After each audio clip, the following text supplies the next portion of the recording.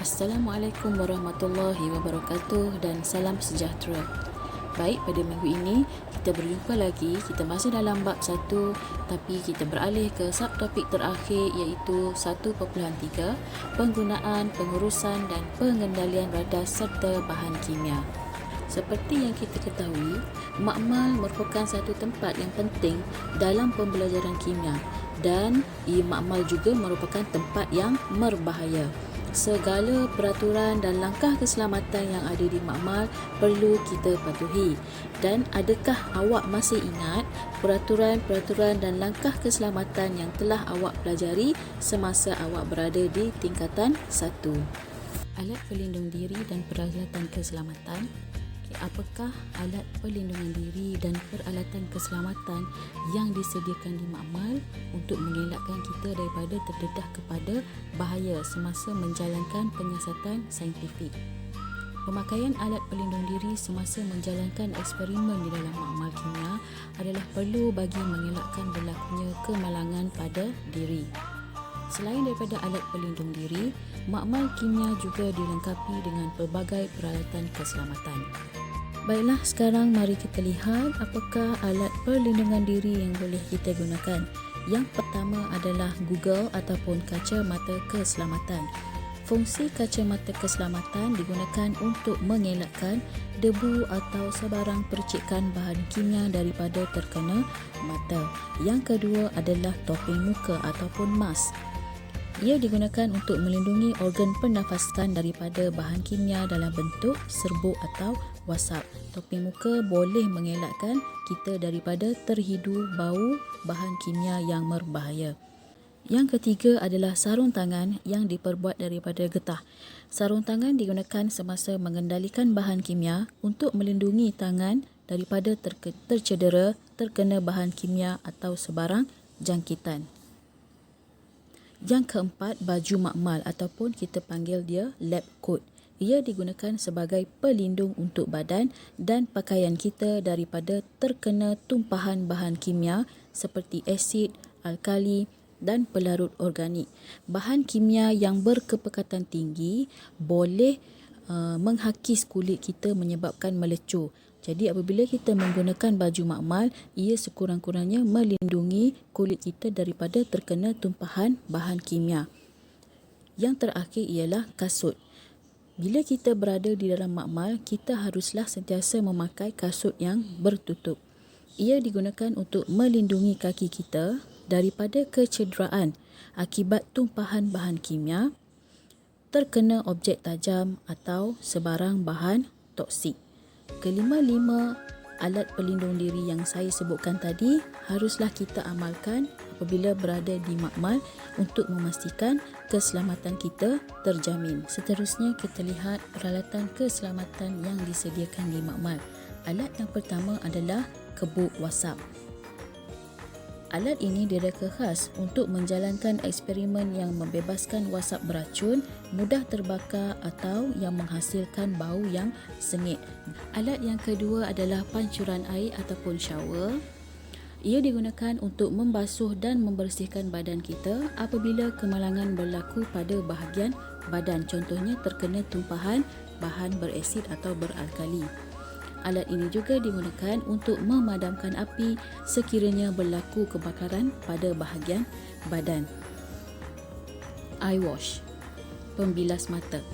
Ia digunakan untuk membasuh dan membersihkan mata apabila kemalangan berlaku pada bahagian mata, contohnya seperti terkena percikan bahan kimia. Seterusnya, alat pemadam kebakaran. Ia digunakan untuk memadamkan api semasa kebakaran kecil berlaku di dalam makmal. Yang terakhir adalah sabun pencuci tangan. Ia digunakan untuk menanggalkan bahan kimia, minyak, kotoran dan mikroorganisma yang terdapat pada tangan. Jadi sebelum kita keluar daripada makmal ataupun selepas kita menjalankan eksperimen, kita haruslah mencuci tangan kita. Kebanyakan bahan kimia yang ada dalam makmal adalah berbahaya.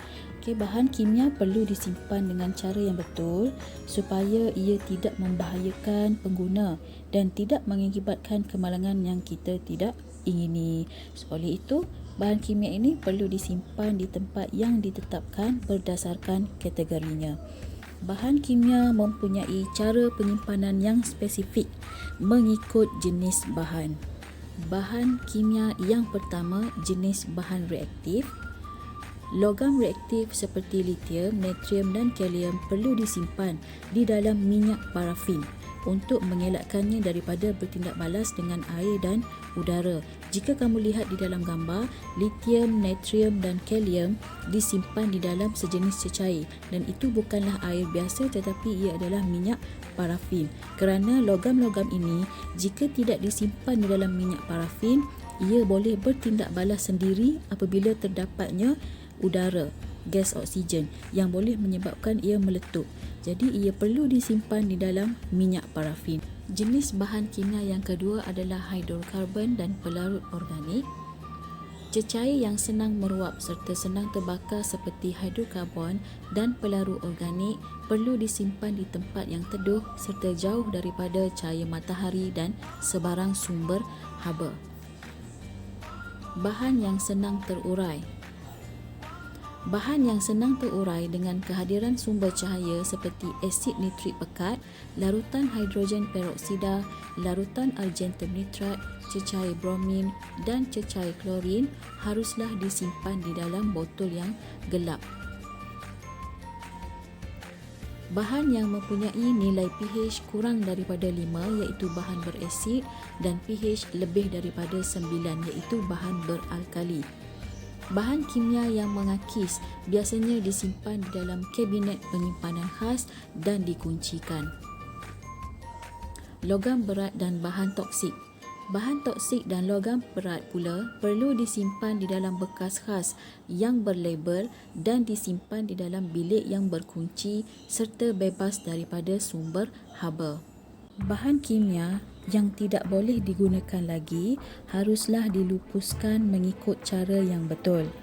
Ini kerana pelupusan bahan kimia yang tidak mengikut prosedur yang betul bukan sahaja boleh menyebabkan pencemaran alam sekitar tetapi ia juga boleh menyebabkan habitat flora dan fauna musnah. Ia juga boleh membahayakan kesihatan manusia. Oleh itu, pelupusan bahan kimia ini haruslah dipandang serius oleh semua pihak. Pelupusan sisa hidrogen peroksida pada kepekatan rendah boleh dituang secara terus ke dalam sinki makmal.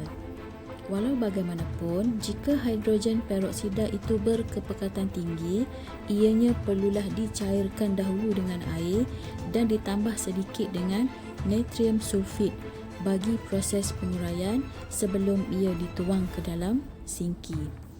Bagaimana pula untuk melupuskan sisa pepejar, contohnya bikar yang pecah? Sisa pepejar seperti kaca dan getah perlu dibuang ke dalam bekas khas. Bagi sisa pelarut organik dan hidrokarbon pula, kebanyakan pelarut organik dan hidrokarbon adalah bersifat toksik, karsinogenik, mudah meruap dan mudah terbakar. Sisa jenis ini tidak boleh dibuang secara terus ke dalam sinki atau longkang makmal kerana ia boleh mencemarkan sumber air dan persekitaran. Sisa pelarut organik dan hidrokarbon perlu disimpan di dalam bekas khas yang diperbuat daripada kaca atau plastik. Kemudian, sisa yang kita kumpulkan ini akan dikendalikan oleh pihak yang bertanggungjawab. Bagi sisa bahan meruap pula seperti alkohol, amonia dan bromin, ianya mudah berubah menjadi keadaan gas pada suhu bilik. Sebahagian gas yang terhasil daripada bahan meruap adalah berbahaya kepada manusia dan boleh membawa maut sekiranya kita terhidu dalam kuantiti yang banyak. Sisa bahan mudah meruap perlu disimpan di dalam bekas yang bertutup kerana ianya mudah meruap dan perlu dijauhkan daripada sumber cahaya dan haba. Apabila kita menjalankan eksperimen di dalam makmal, kadangkala kemalangan kecil boleh berlaku sama ada kerana kecuaian kita ataupun secara tidak sengaja. Tumpahan bahan kimia tetap berlaku di dalam makmal walaupun langkah-langkah keselamatan telah kita amalkan.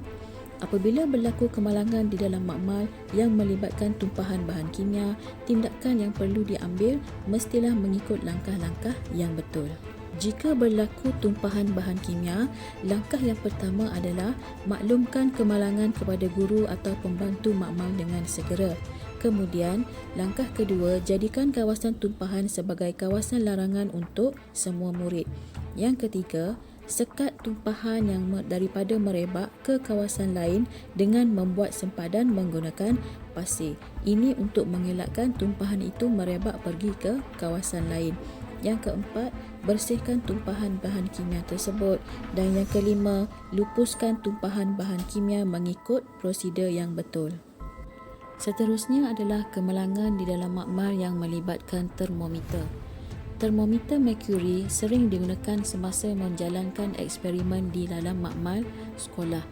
Jika termometer merkuri pecah, murid berhadapan dengan risiko berlakunya tumpahan merkuri. Walaupun kuantiti merkuri di dalam termometer merkuri adalah sedikit, tetapi kuantiti yang kecil ini boleh menyebabkan keracunan merkuri. Jika kita tersentuh merkuri yang terjatuh tadi, ia boleh meresap masuk ke dalam kulit kita dan ia boleh mengganggu sistem-sistem yang ada di dalam badan kita. Keracunan merkuri terjadi apabila seseorang itu terdedah kepada merkuri dalam jumlah yang tertentu. Ini adalah contoh tumpahan merkuri. Merkuri mudah meluap pada suhu bilik yang mana wap merkuri akan menjadikan udara beracun dan jika kita terhidu udara tersebut, ia akan membahayakan kesihatan kita. Yang kedua, jangan sentuh tumpahan merkuri kerana merkuri boleh diserap masuk melalui kulit. Apakah langkah-langkah yang perlu diambil sebaik sahaja berlakunya tumpahan merkuri? Yang pertama, maklumkan kemalangan kepada guru atau pembantu makmal dengan segera. Seterusnya, jadikan kawasan tumpahan sebagai kawasan larangan. Yang ketiga, taburkan serbuk sulfur untuk menutup tumpahan tersebut untuk mengelakkan ia daripada meruap. Dan yang keempat, hubungi Jabatan Bomba dan Penyelamat untuk tindakan selanjutnya. Setakat itu saja pembelajaran kita pada hari ini. Dalam subtopik terakhir ini, anda telah pelajari apakah alat perlindungan diri yang boleh digunakan semasa kita berada di makmal dan apakah peralatan keselamatan yang disediakan di dalam makmal. Seterusnya, anda juga telah pelajari cara untuk menyimpan bahan kimia dan melupuskan sisa bahan kimia dengan kaedah yang betul. Dan akhir sekali, langkah-langkah yang perlu diambil jika berlaku sebarang kemalangan di dalam makmal ataupun berlaku tumpahan merkuri di dalam makmal. Dan saya harap pelajar-pelajar boleh faham subtopik yang terakhir ini. Itu sahaja, sekian, terima kasih.